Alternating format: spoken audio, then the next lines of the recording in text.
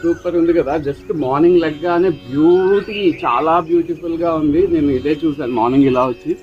Actual గా మనకి ఇవి బ్రహ్మకమలం ఫ్లవర్స్ ఉంటాయి కదా, చూడడానికి అలానే ఉంటాయి, కాకపోతే కింద ఈ ఫ్రూటింగ్ కనెక్షన్ ఉంటది.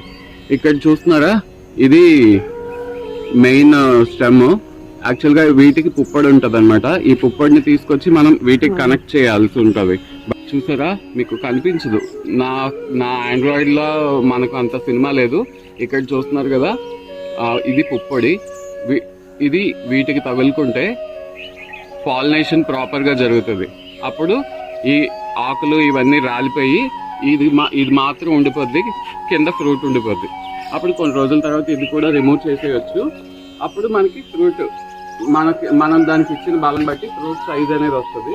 మాదైతే నేను రెడ్ అనుకుని వేసాను, కానీ వైటే.